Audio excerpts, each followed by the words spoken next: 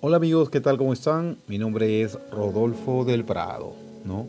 Y el día de hoy es un programa totalmente distinto al cual estamos acostumbrados, en el cual yo les ofrezco, siendo muy sincero, muy honesto, muy sarcástico, y dejamos todo eso de lado, ¿no? Y intentamos batallar en un momento totalmente distinto. ¿Qué les puedo decir? Les puedo decir que una seguidora me escribió y me dijo: Rodolfo del Prado, siempre hablas del mundo del espectáculo y hablas del mundo de la farándula, pero nunca hablas de ti. Entonces nos gustaría, y no fue una, fueron varias. ¿Por qué me animo a hablar el día de hoy sobre el tema? Me animo a hablar porque se juntaron varios pedidos de varias seguidoras por medio de mi Instagram. Y me comenzaron a decir: Rodolfo, hablas tanto del mundo del espectáculo y de la farándula, pero no conocemos absolutamente nada de ti.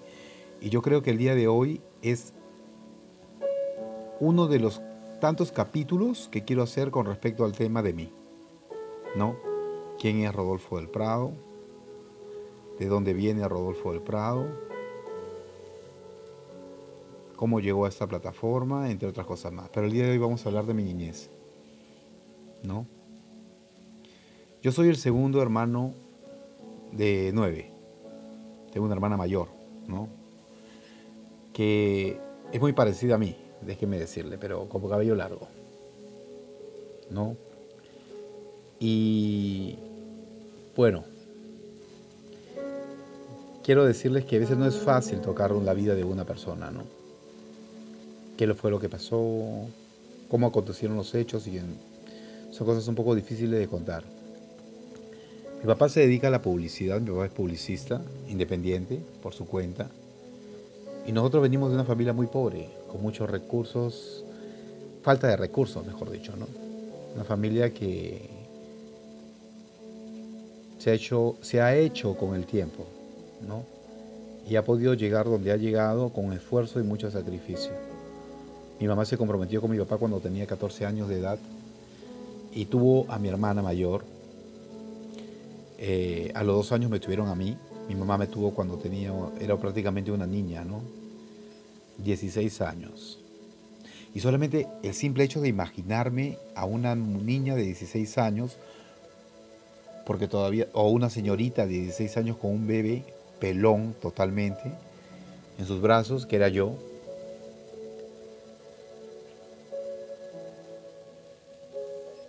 me causa ternura. Su cumpleaños de mi mamá es hoy día. Y mi mamá sabe cuánto la quiero.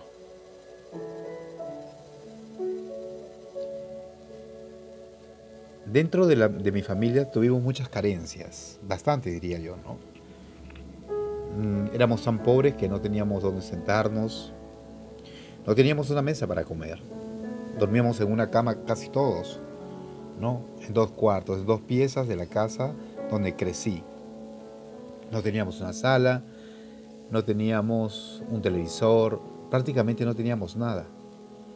Cuando almorzábamos de niños nos íbamos a sentar en un ladrillo, que es para hacer los techos de la casa, y nos sentábamos allí y ahí comíamos sentaditos, uno tras otro, ¿no? Me acuerdo mucho de mi niñez porque Lima tiene un clima friolento y me acuerdo que cuando yo era niño me moría de frío. Mis pies estaban helados. Recuerdo que cuando mi mamá compraba fruta para compartir con nosotros, compraba 1 kilo de uva y nos tocaba 5 uvitas para cada uno. Recuerdo que cuando mi papá no tenía un trabajo muy estable, que digamos, ¿no? Porque era independiente, mi mamá lavaba ropa para la calle. Recuerdo que una de mis hermanas,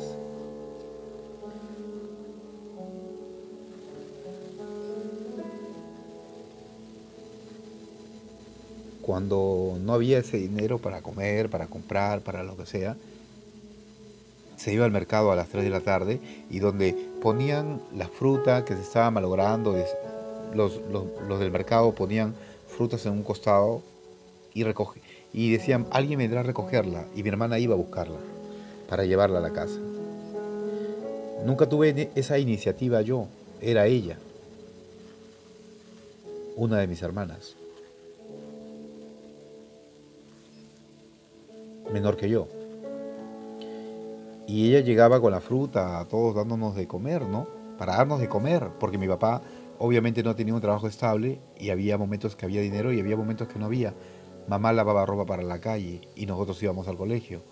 Y muchas veces cuando íbamos al colegio, mi mamá decía, mañana no hay plata para comer.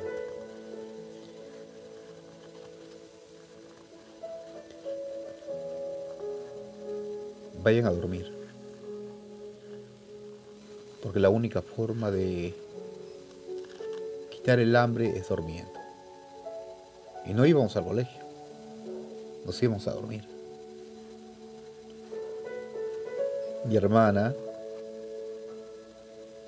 iba al mercado y traía la fruta que se me lograba y nos daba, ¿no? Nos repartía a todos un poquito a cada uno. Y nosotros le pusimos mamá a ella, ¿no? Le decíamos mamá.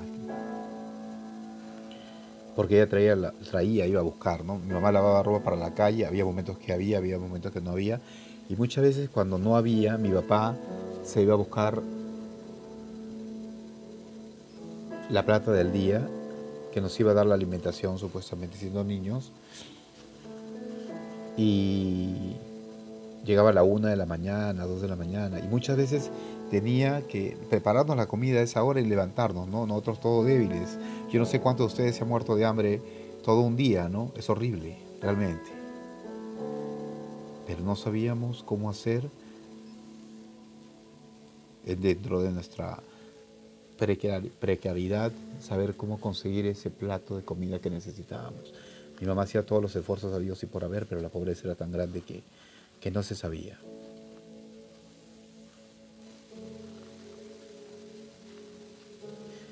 Cuando cumplí 7 años, me dio peritonitis, se me reventó el apéndice, ¿no? Estuve a punto de morir.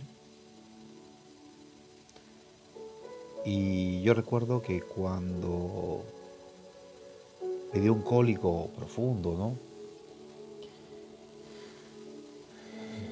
Me acuerdo que mi mamá, yo no podía pararme, comencé a vomitar verde y yo no me sentía bien, me doblé en dos y recuerdo que mi mamá me decía, ¿qué te duele? Y yo le decía, me duele la barriga, ¿no?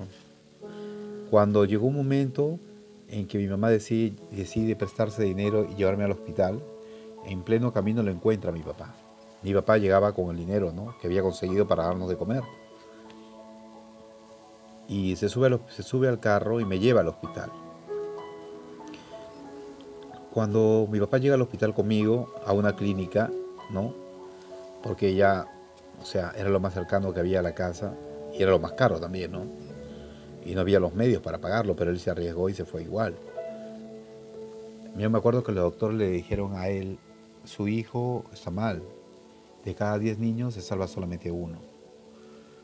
Y usted tiene que firmar ese documento porque a su hijo se le ha reventado el apéndice. Y si él muere, no es nuestra responsabilidad. Mi papá en ese momento, pues, como última voluntad me preguntó a mí qué quería yo. Si me quería quedar en ese hospital o quería ir a otro hospital donde eran especialistas para niños. Y yo decidí en ese momento irme a otro hospital todavía. Me acuerdo que en el camino, y tenía 7 años, si no me equivoco, yo comencé a vomitar verde.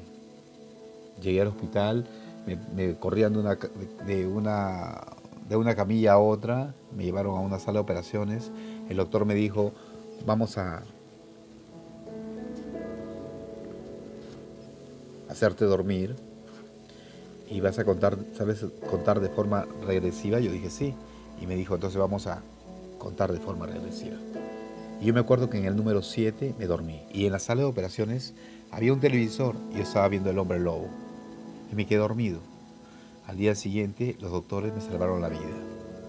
De cada 10 niños, uno se salvaba. Y ese uno fui yo.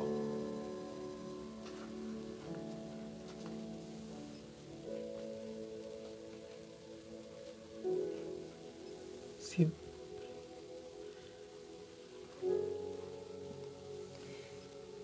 Siempre he dicho que Dios tiene un propósito en la vida de cada persona. Ahora lo entiendo. ¿Cuál fue el mío?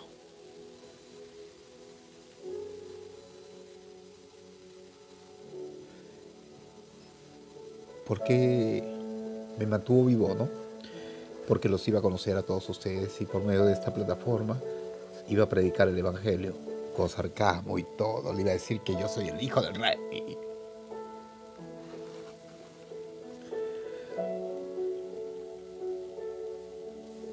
Muchas navidades fueron muy tristes, ¿saben? Y me acuerdo que me subí al techo de mi casa y le decía a Dios, ¿sabes qué? Llévame a vivir contigo. Pasaban cosas negativas en mi mente, no lo voy a negar. Le decía, llévame a vivir contigo, no quiero estar aquí. Más cuando era la Navidad y te deprimías porque no tenías un par de zapatos o no tenías ropa y tus amigos sí lo tenían. Entonces yo decía, llévame a vivir contigo. Yo quiero morirme, le decía, ¿no? Porque me sentía, la pobreza era tanta en mi casa que me sentía tan desdichado. Y le decía a Dios eso. Entonces, pero yo siempre decía, yo no puedo hacer nada en contra mía porque a Dios no le va a gustar que haga eso. Y siempre respetaba lo que Dios pensaba. Pero siempre le decía, llévame contigo. Cuando me acuerdo que daba el hermano Pablo con un mensaje a la conciencia, a mí me encantaba escucharlo. Y me encantaba oírlo una y otra vez cuando hablaba. Y repetía lo que él decía, ¿no? Estaba entregando mi vida a Cristo, no lo sabía. Pero eso es lo que estaba haciendo. Recuerdo que cuando muchas veces, por ejemplo, a veces no había que comer, mi mamá hacía 2 kilos de arroz porque éramos un montón, ¿no? Y siempre nos dio menestra, que era lo más económico, menestra con su cebollita, con su tortilla, siempre fue menestra, siempre, de casi todos los días, ¿no? De repente por ahí otra cosa más, pero siempre fue menestra. Y a veces mi mamá hacía 2 kilos de arroz y a veces quedaba el cocolón, lo pegado de la olla del arroz, ¿no? ¿Y yo qué hacía con mis hermanos? Guardábamos eso pegado de la olla del arroz y al día siguiente la lavábamos. Con bastante agua lavábamos todo eso, el arroz que se quedaba.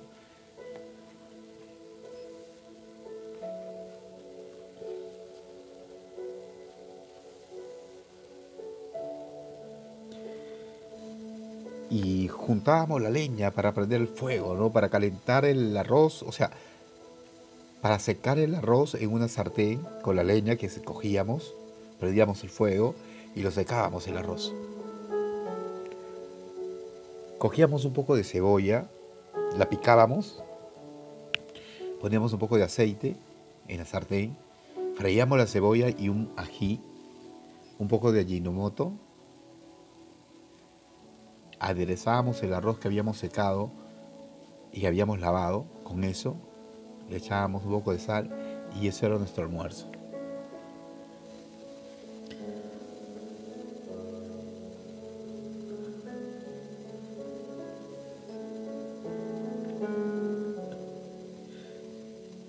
Cosas que pasaron que no tengo vergüenza de contar.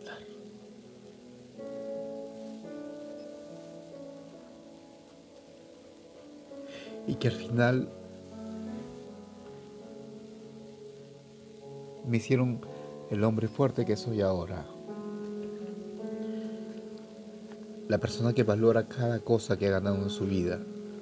Y que valora no solamente cada cosa que ganó en su vida, sino que aprendió a querer al prójimo también. Cada cosa que tengo me la he ganado con esfuerzo y con sacrificio. Y la verdad, en ese día le agradezco a Dios por haber vivido lo que viví. si Dios me diera la oportunidad de retroceder en el tiempo y de elegir dónde nacer, volvería al mismo lugar de mi partida, con mi misma madre, con la misma vida, para ser el hombre quien soy ahora. Rodolfo del Prado solamente es un personaje que creé para tratar, como dicen, pues no siempre, de robarles una sonrisa. Y esta pequeña parte es una parte que quise compartir con ustedes. Y ese es el primer capítulo que hago para ustedes.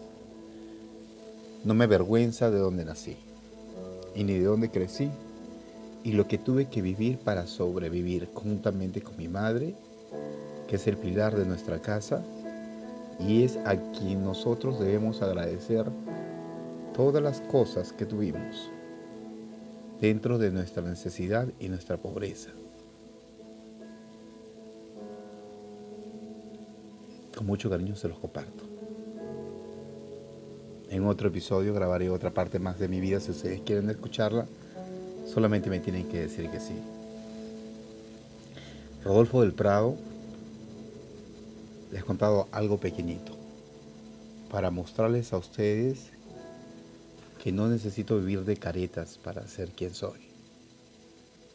Fácil podría venderme de una manera totalmente distinta, pero no es mi realidad. Cualquier persona pensaría que Rodolfo del Prado vino de una cuna de oro, bañada en plata y en bronce, pero no. Fue tan pobre como muchos de ustedes allí.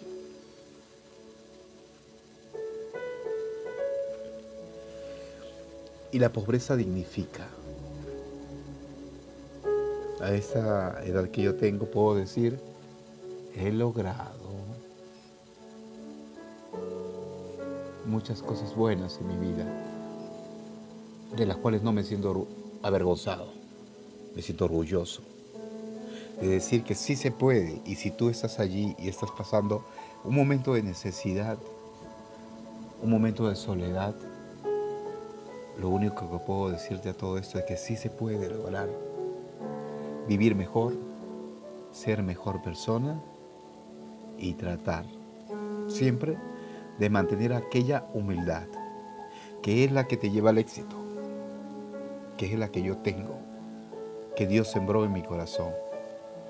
Y no solamente eso, tener fe en Dios. Donde tú estés, dejando todo el personaje que es Rodolfo del Prado, lo único que te digo solamente es que Dios te ama. Y se fue la música, por supuesto. Pero ahorita vuelve. Ahí está. Que Dios te ama y que lo único que necesitas solamente es buscarlo. Porque Él está allí para ti, como lo estuvo para mí también. Rodolfo del Prado se despide diciéndoles lo siguiente. Con todos sus pecados y sus defectos, yo soy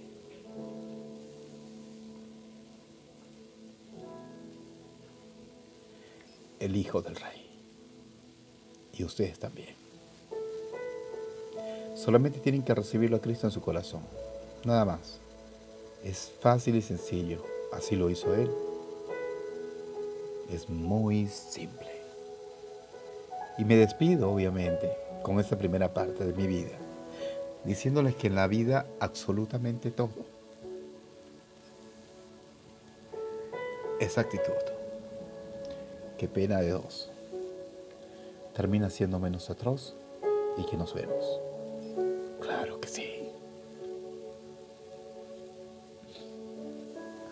Hasta la próxima. Bye bye.